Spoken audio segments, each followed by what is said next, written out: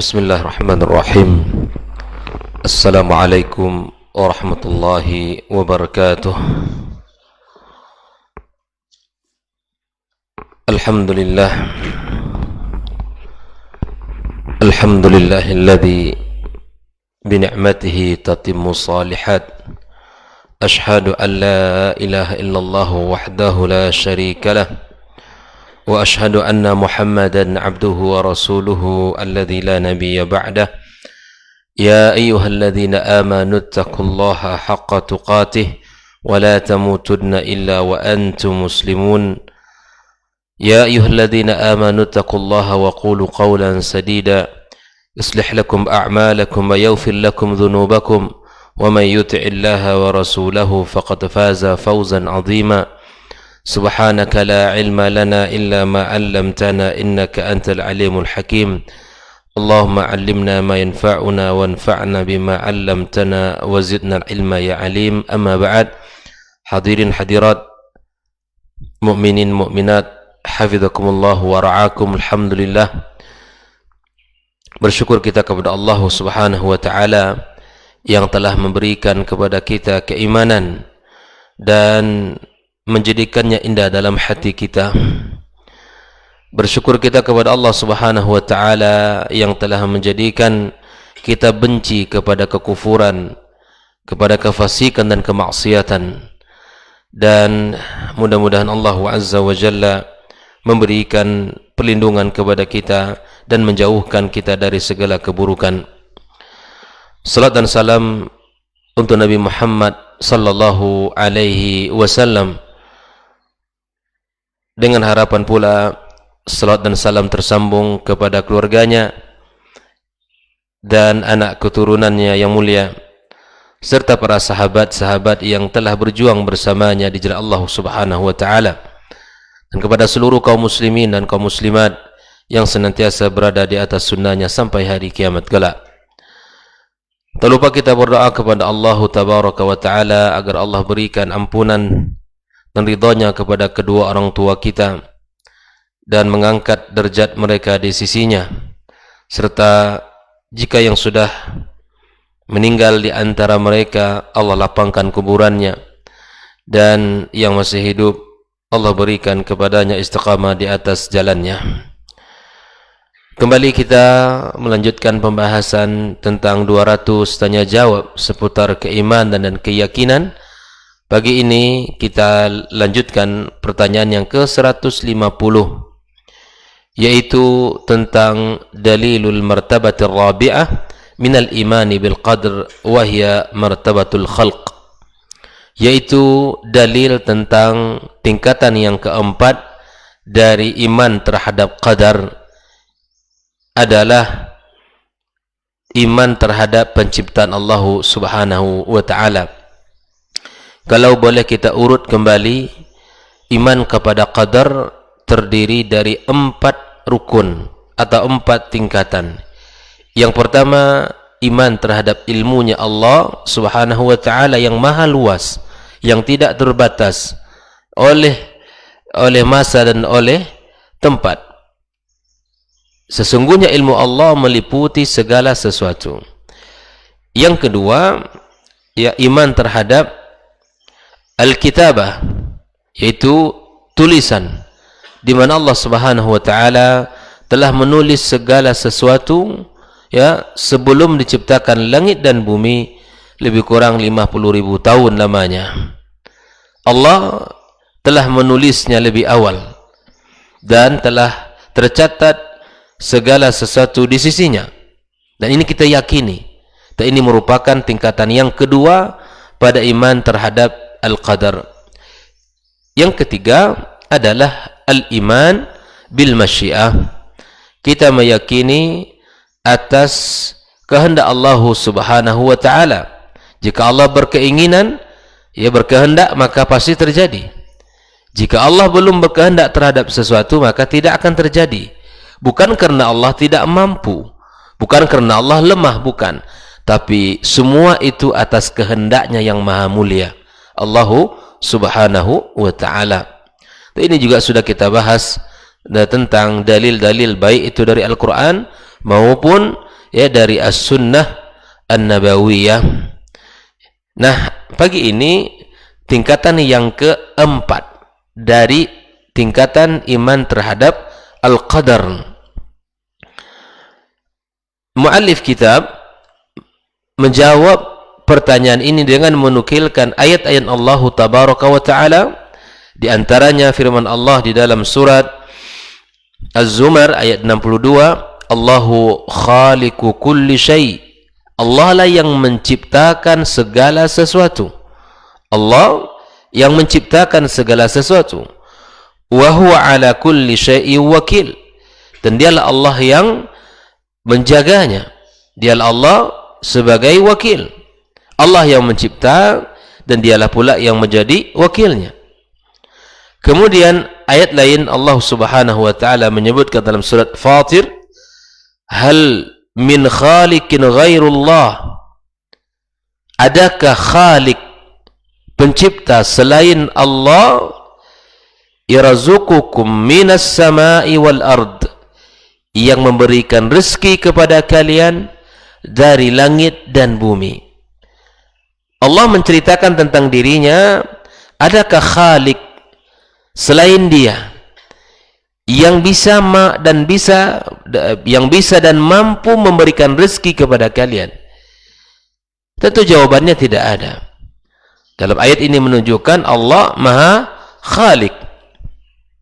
Di dalam ayat yang lain surat Luqman ayat yang ke-11, ya, Allah tabaraka wa taala berfirman, hadza khalqullah, ini adalah ciptaan Allah. Fa'aruni madza khalaqal ladzina min duni, maka tunjukkan kepadaku ya apa yang telah diciptakan oleh sesembahan selainku. Kalau kalian menyembah dia yang telah kalian berikan bakti kalian kepadanya, maka kata Allah, tunjukkan kepadaku apa kelebihannya, apa kemampuannya, tunjukkan apa yang telah diciptakan oleh mereka. Maka ini merupakan sebuah kalimat yang membungkam orang-orang yang musyrikin yang menyembah selain Allah tabaraka wa taala, yang intinya Allah mengatakan bahwa dialah zat yang maha pencipta, tak ada yang lain yang patut untuk kita sembah, yang patut untuk kita samakan kedudukannya dengan Khalik Allah Subhanahu wa taala. Kemudian di dalam surat Ar-Rum ayat yang ke-40 Allah juga mengatakan, Allahul ladzi khalaqakum, dialah Allah yang telah menciptakan kalian. Lalu kemudian Allah sebutkan di antara kasih sayangnya kepada kita, thumma razaqakum, kemudian dia berikan rezeki kepada kalian, thumma yumitukum, kemudian dia mematikan kalian, thumma yuhyikum, dan dia menghidupkan kalian. Hal min syurakaikum may yaf'alu min dzalikum min syai', adakah dari orang-orang makhluk yang kalian sembah, ya, yang kalian samakan mereka dengan Allah, mampu melakukan hal itu semua? Tantangan bagi mereka yang senantiasa mensyirikkan Allah, tantangan bagi mereka yang senantiasa ya menyembah selain Allah tabaraka wa taala. Kalau betul-betul mereka mampu ya memberi rezeki, menghidupkan dan mematikan, maka lakukan, tunjukkan. Allah Subhanahu wa taala ingin memberikan kepada kita pemahaman bahwa tidak ada yang berhak disembah selain Dia. Kemudian di dalam surat As-Saffat Allah juga mengatakan, ya, wallahu khalaqakum wa ma ta'malun, dialah Allah yang telah menciptakan kalian dan apa yang kalian kerjakan. Dalam surat Asy-Syams Allah juga katakan, wa nafsi wa ma sawwaha fa'alhamaha fujuraha wa taqwaha. Ini merupakan kekuasaan Allah yang telah menyempurnakan ciptaannya, kemudian memberikan pada diri kita dua potensi, ya, kebaikan dan ada keburukan, ya, ada fujur, ada ketakwaan. Allah semua yang memberikan. Dan kemudian Allah juga katakan dalam surat Al-A'raf, may yahdillahu fahuwal muhtadi wa may yudlil fa ulaika humul khasirun. Ya, yang Allah beri petunjuk maka fahuwal muhtadi. Ya, Allah ingin berikan petunjuk kepadanya, maka Allah yang bisa memberikan petunjuknya. Dan barang siapa yang dikehendaki Allah Azza wa Jalla ya kesesatan, maka kemudian mereka orang-orang yang merugi di sisi Allah Tabaraka wa Ta'ala. Allah juga mengatakan, ya, walakinnallaha habbaba ilaikumul iman wa zayyanahu fi qulubikum wa karraha ilaikumul kufra wal fusuqa wal isyan. Dan ayat-ayat yang lain masih banyak yang berbicara bahwa Allah Tabaraka wa Ta'ala Maha Khaliq, dan wajib kita imani, wajib kita yakini bersama. Tidak ada khalik selain Dia. Nah, kalau tidak ada khalik selain Allah, maka tidak pantas ibadah itu kita berikan kepada mereka. Dalam hadis yang sudah kita bahas pada pertemuan sebelumnya, bahwa jika seorang hamba dimiliki, dibebaskan oleh tuannya, maka Tuhan kemudian menyebutkan kepadanya, wahai hambaku, ya, ini adalah tugasmu, dan inilah tempatmu, dan ini adalah ya tempatmu. Disebutkan semua pekerjaan yang harus dikerjakan. Namun si hamba ini setelah dibebaskan, dibeli oleh tuan ini, lalu kemudian dia mengabdi kepada tuan yang lain. Padahal yang memberinya kebutuhan, yang memberinya tempat, ya, yang mencukupkan segala kebutuhan hariannya adalah tuan yang telah membebaskan. Namun si hamba ini dia mengabdi kepada tuan yang lain. Apakah si tuan ini menerima perlakuan dari hamba yang telah dibebaskan olehnya? Jawabannya pasti tidak. Mana mungkin dia akan terima? Dia yang bebaskan, dia memberikan makan, kemudian dia yang memberikan kecukupan segala kebutuhan harian, lalu kemudian dia mengabdi kepada yang lain.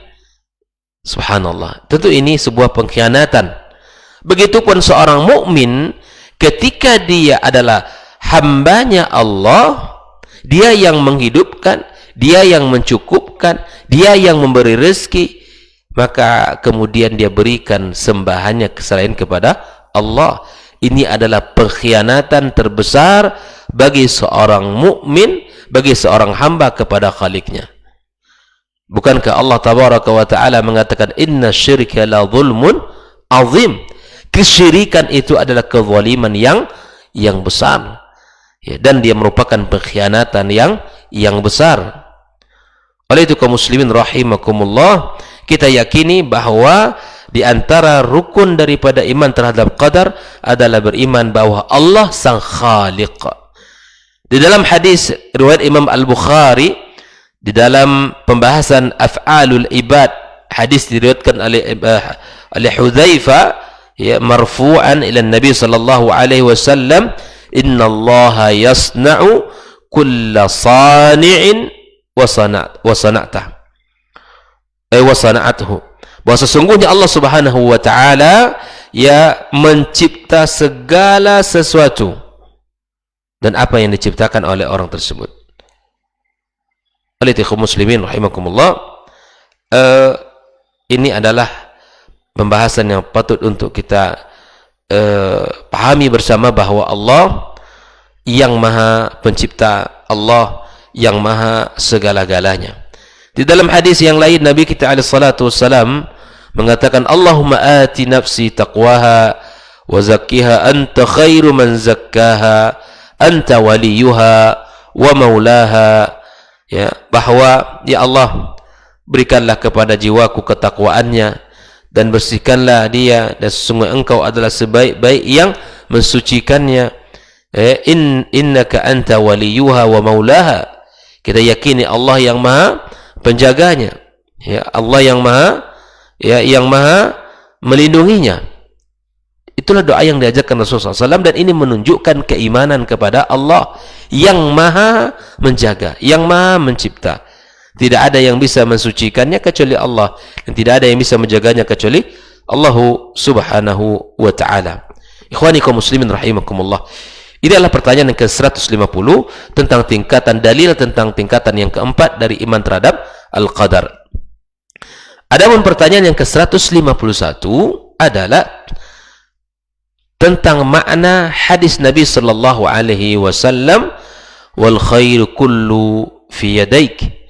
Ya Allah, segala kebaikan itu di tanganmu, wasyarru laisa ilaik, dan segala keburukan tidak disandarkan kepadamu. Apa makna hadis ini? Sebagai kita paham bahwa Allah yang menciptakan segala sesuatu. Nah, para ulama mengatakan di antara jawaban yang disampaikan terhadap pertanyaan ini, bahwa yang pertama adalah segala keburukan tidak disandarkan kepada Allah. Tidak disandarkan kepada Allah, dan yang disandarkan kepadanya adalah segala kebaikan. Walaupun Allah menciptakan itu. Walaupun Allah menciptakan itu. Ini adalah min janib al-adab ma'allah. Ya, ini adalah satu sisi kita harus menjaga adab kita kepada Allah Subhanahu wa ta'ala.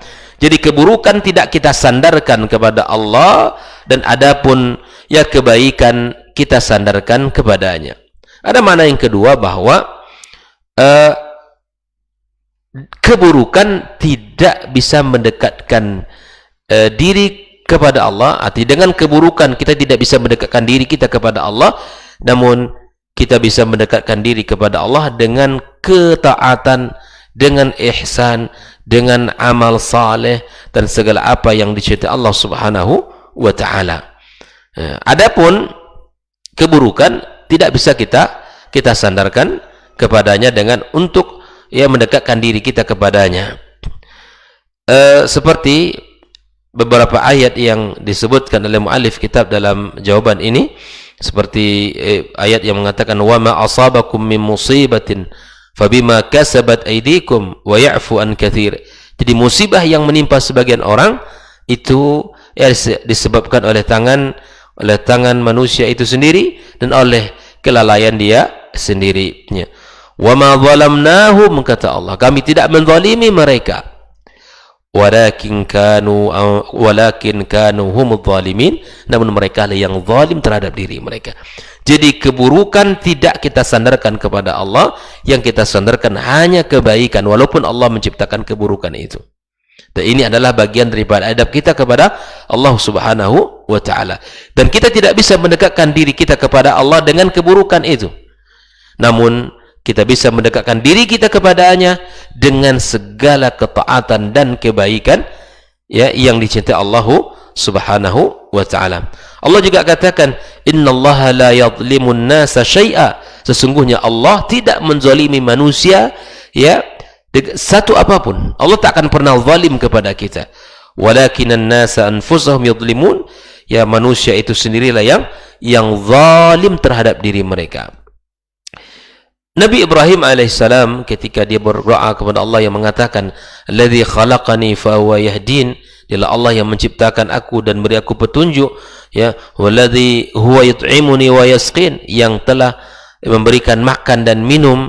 Ini ada kita sandarkan segala bentuk rezeki, makan, minum, ya itu kita sandarkan kepada Allah Subhanahu wa ta'ala. Bahkan wa idza maridtu fa huwa yashfin, jika aku sakit Allah yang menyembuhkan. Perbuatan seperti kita sandarkan kepada Allah. Namun segala keburukan yang tidak pantas kita sandarkan kepada Allah Azza wa Jalla, walaupun Allah yang menciptakannya. Hadza min riayatil adab ilallahi aw ma'allahi tabaraka wa ta'ala. Maka inilah makna hadis Nabi sallallahu alaihi wasallam, bahwa segala kebaikan itu ada di tangannya dan segala keburukan tidak disandarkan kepada Allah Subhanahu wa ta'ala. Ya, kita berharap dengan dua pembahasan pagi ini, ya kita bisa menjadi orang-orang yang senantiasa menguatkan keimanannya melalui keyakinan kita bahwa Allah sang pencipta, dan kita bertambah keimanan kita dengan apa yang dikatakan oleh Rasulullah sallallahu alaihi wasallam, bahwa segala kebaikan itu di tangan Allah dan segala keburukan tidak disandarkan kepadanya. Walaupun Allah Subhanahu wa ta'ala yang maha mencipta segala sesuatu, tapi begitulah adab seorang mukmin kepada Allah Subhanahu wa ta'ala. Barakallahu fikum. Semoga Allah Subhanahu wa taala berkahi kita semua dan hari-hari kita, dan semoga Allah sembuhkan segala bentuk penyakit-penyakit yang ada dalam diri kita, dan Allah berikan kepada kita kesehatan dan semangat di dalam beramal saleh. Allah berkahi anak dan keluarga kita serta apa yang kita kerjakan. Wallahu taala alam. Subhanakallahumma wa bihamdik asyhadu an la ilaha illa anta astaghfiruka wa natubu ilaih. Wassalamualaikum warahmatullahi wabarakatuh.